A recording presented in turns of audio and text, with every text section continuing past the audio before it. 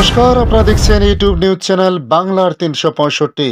আজ ২রা জানুয়ারি মঙ্গলবার। প্রিয় দর্শক, আশা করি আপনারা প্রত্যেকে ভালো আছেন। শীতের আবহে বড় আপডেট আবহাওয়া দপ্তরের।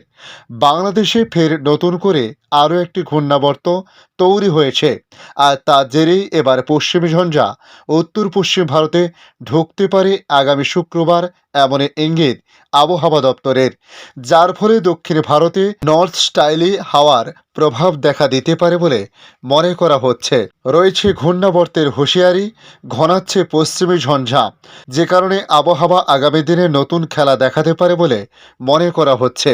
তাই আজ আপনাদের জানাবো আবহাওয়া দপ্তরের সর্বশেষ আপডেটে কি জানানো হয়েছে, পশ্চিম বাংলা সহ ভারতবর্ষের কোন রাজ্যে কতটা বৃষ্টিপাত হতে পারে, আগামী দিনে ঘন কুয়াশা ও শীতের কি আপডেট রয়েছে, তার সঙ্গে বাংলাদেশ আবহাওয়া দপ্তর বাংলাদেশ নিয়ে কি জানিয়েছে, তা আজকের এই প্রতিবেদনে আপনাদের জানানোর চেষ্টা করব। অবশ্যই ভিডিও শেষ পর্যন্ত দেখতে অনুরোধ করলাম। শীতের আবহে বড় আপডেট আবহাওয়া দপ্তরের। বাংলাদেশে ফের নতুন করে আরও একটি ঘূর্ণাবর্ত তৈরি হয়েছে, আর তার জেরে এবার পশ্চিমী ঝঞ্ঝা উত্তর পশ্চিম ভারতে ঢুকতে পারে আগামী শুক্রবার, যার ফলে দক্ষিণ ভারতে নর্থ স্টাইল হাওয়ার প্রভাব দেখা দিতে পারে বলে জানানো হয়েছে। এদিকে ভারতবর্ষের রাজধানী দিল্লি সহ উত্তর ভারতের বিস্তীর্ণ অংশে বছরের প্রথম দিনে লাল সতর্কতা জারি করা হয়েছে। ঘন কুয়াশা এবং অত্যাধিক ঠান্ডার কারণে এই সতর্কতা জারি করেছে মৌসুম ভবন। লাল সতর্কতা রয়েছে পাঞ্জাব, হরিয়ানা এবং দিল্লিতে।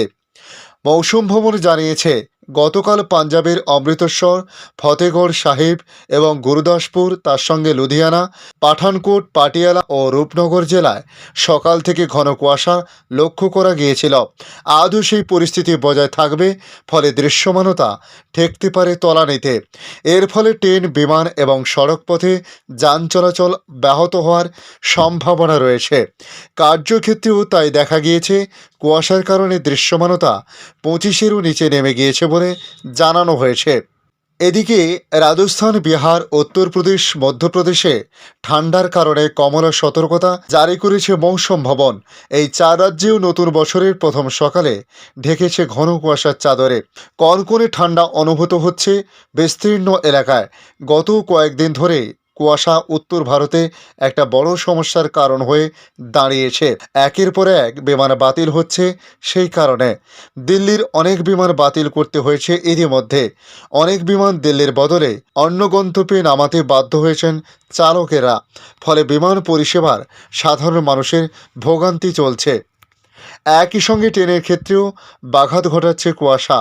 বহু ট্রেন কুয়াশার কারণে নির্ধারিত সময়ের চেয়ে দেরিতে চলছে, ফলে যাত্রীদের সমস্যায় পড়তে হচ্ছে। এই পরিস্থিতিতে মৌসুম ভবনের পূর্বাভাস, আগামী কয়েকদিনেও কুয়াশার পরিস্থিতি উন্নতি হওয়ার সম্ভাবনা নেই। আপাতত সকালের দিকে রোজই ঘন কুয়াশা থাকবে একাধিক রাজ্যে। এই অনুযায়ী প্রস্তুতি নেওয়ার পরামর্শ দেওয়া হয়েছে আবহাওয়া দপ্তরের তরফ থেকে। বর্তমানে শীতপ্রেমীদের একটু মন খারাপ রয়েছে বটে, কারণ বড়দিনের আগে হোক বা বছরের শেষ বা বছরের প্রথমে, কোনোটাতেই শীত সেভাবে পেল না এবারে বঙ্গবাসী। উল্টে উষ্ণতম আবহাওয়ায় সাক্ষী থাকতে হয়েছে সকলকে। এদিকে আবহাওয়া দপ্তর জানাচ্ছে, বাংলাদেশ সংলগ্ন উত্তর পূর্ব বঙ্গোপসাগরের ওপরে একটি ঘূর্ণাবর্ত যেহেতু রয়েছে, সে কারণে পূবারে বাতাসের ওপর ভর করে জলীয় বাষ্পপূর্ণ বাতাস ঢুকেছে স্থলভাগের ওপরে। এর ফলে তৈরি হচ্ছে কুয়াশা, থাকছে মেঘলা আবহাওয়া। অন্যদিকে আবহাওয়ার এহেন খামখেয়ালিপনায় মাশুল গুনছেন সাধারণ মানুষ। স্বাভাবিকের থেকে অনেকটা ওপরে থাকছে তাপমাত্রার পারদ। নতুন বছরের শুরুতে সেভাবে শীতের আমেজ অনুভূত হবে না দক্ষিণবঙ্গে। উত্তর পূর্ব বঙ্গোপসাগরের ঘূর্ণাবর্তের জেরে পারদ চড়বে দক্ষিণে। যদিও আজ সকাল থেকে একটু হলেও শীতের আমেজ পাচ্ছেন শহরবাসী। জানা গিয়েছে, আজ কলকাতার সর্বনিম্ন তাপমাত্রা 16 ডিগ্রির আশেপাশে রয়েছে, যা কিনা স্বাভাবিকের থেকে 2 ডিগ্রি বেশি। এদিকে নতুন বছরের শুরুতেই জায়গায় বৃষ্টির পূর্বাভাস দিল আলিপুর মৌসুম ভবন। আবহাওয়া দপ্তরের পূর্বাভাস অনুযায়ী আজ মঙ্গলবার উত্তর পশ্চিম ভারতে নতুন করে পশ্চিমী ঝঞ্ঝা প্রবেশ করছে।